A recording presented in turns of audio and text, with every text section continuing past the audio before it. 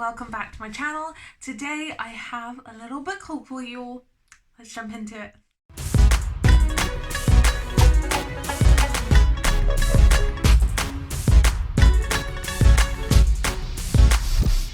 So I've got a massive stack of books just sitting here. I picked all these up from a charity shop and yeah, so let's just jump in. The first one I picked up was Annihilation by Jeff Vandermeer.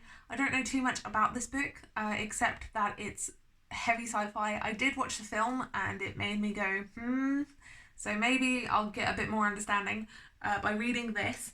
But I know it's about this area that's been basically cut off and contaminated. Wow, English is hard. And so we're following this group of 4 women researchers who are going in, trying not to get contaminated, but also do research about this like one weird area where odd things happen. So it sounds interesting and this cover is amazing. The next one I picked up off the pile is The Last by The Last by Hannah Jamieson, and this is about a hotel at the end of the world. So there's a bunch of people at this hotel in the middle of nowhere, Switzerland, and the world ends. And yeah, then people start dying and disappearing, and it's all very thrillery. That's what I know about that. Next we have Station 11 by Emily St. John Mandel. This is about the end of the world again. So I think we are following after the world has ended, right? Oh, no. So this, you're following a dual timeline. You're following as the world is ending and what's happening, and after the world has ended. So this has to do with big flu pandemic that breaks through and kills 99% of the population. And then 20 years later, we're following this troupe of musicians and actors as they travel around different places performing. Right, back to the stack. Let's just pick up this one that I don't know too much about. This is 10Q84 by Haruki Murakami. I don't know too much about this except it was inspired by 1884. Except it was inspired by 1984, and it's to do, we follow this woman as she's in a taxi and she gets told that if she makes this choice her whole life will change. And then the other person, main character we're following, is a guy who becomes involved in a really intriguing writing project, and we're following both of them throughout this chunk. That's all I know, that's all I want to know. I want to go in blind. This book is cool. So like, here's our female protagonist behind the dust sleeve, and our male, and I've already split it into the books because I think in Japan it is sold as one, but it's broken down into books, even though it only counts as one book.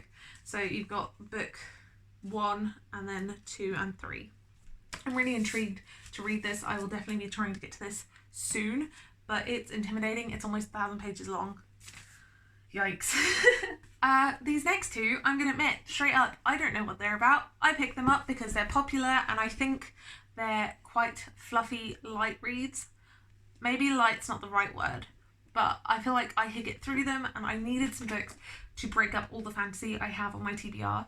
I will be filming a TBR like pile shelf thing soon, but yeah, I have so much fantasy on there and I needed to pick up a few. The first one is Anna and the French Kiss by Stephanie Perkins.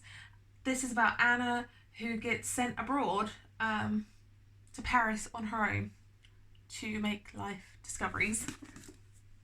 And then this one, again, I know nothing about. The Serpent King. It just says, Dill's father is in prison for an unspeakable crime. Shunned by the neighbours in their small religious Tennessee town, Dill and his mother try to make ends meet. The only thing getting through senior year are his guitar and his remaining friends, Travis and Lydia. Travis is an oddball who finds comfort from his violent home life in an epic fantasy series, and Lydia is like no one else, fast-talking, creative, and already gaining fame for her fashion blog. Dill fears his heart will break when she escapes to a better life. But there's a dark secret coiling in the heart of Dill's family, a serpent poisoning his blood, facing the legacy that will rock Dill to his very core. Sounded interesting, sounded like a break. I kind of like books like this to spice up fantasy. and I think I'm going to need it if I try to read 10Q84. Just saying. Then I picked up this, and it just sounded like a Cecilia Ahern book, and I quite like her books. Again, just a quick kind of light reads when I just want to shut off. Her books are great for that, and this sounded very similar. And it's The Keeper of Lost Things by Ruth Hogan. This is about a man who collects things due to a promise he's made, and now it's time to return those things back, but he has to have help through his assistant Laura. And he's got to reunite thousands of objects with their rightful owners. But the final wishes of the Keeper of the Lost Things have unforeseen repercussions,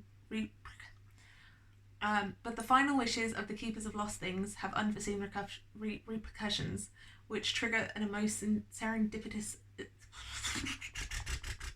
I can't read. But of course, it twists. It's not as simple, and it's got serendipitous series of encounters. It sounds very similar to 100 Names, which I read last year, and it was a good time, so I'm excited about this one. This I picked up because everyone talks about Holly Black, and this is Valiant by Holly Black. This is part of the Tithe collection, but from what I see online, I don't have to read it in order, so I don't have to read Tithe first. And this is a retelling, kind of a Beauty and the Beast retelling, and Valerie. So Valerie runs away to New York City. She encounters Faye, and it sounds really good. I like, again, light, moving, fast, quick things in between these very slogging, heavy, slow-paced things. Right, so we are down to 3. The next book I have here is a thriller called Tangerine by Christine Manigan, and this is about Alice, who has just recently moved to Morocco and is adjusting to life there with her husband, and then her once best friend turns up after an accident separated them, and her husband goes missing, and so she depends on her friend, and things start happening. Thriller. And then the last 2, I'll save the one I was most excited to find, because I was actually going to buy this, but I'm excited. The next one is The Dwarves by Marcus Heights. Again, just picked up because it's thrillery, and I know a lot of people have it, but this, we follow a dwarf through the world, and kind of what his mission is, I guess. I don't know too much about this, which is fine. It sounded really good. Again, I'm just trying to dive headfirst into fantasy this year, and this seemed like an epic, cool story. And it just says, the countless millennial, the dwarfs of the Fittling Kingdom have defined the stone gateway into Girdligard. Many and varied foes have held themselves against the portal and died attempting to breach it. No man or beast has ever succeeded until now. So we follow Tungdil the blacksmith, and he is the main protagonist of this. Seems good. I've never read a story just about dwarfs, so wanted to pick it up. It can go with my orcs book I have as well. I really want to pick this up soon, and that is Sleeping Giants. Oh, it's such a pretty cover by Sylvian Newell. My bad. By Sylvian Newell, and oh my goodness.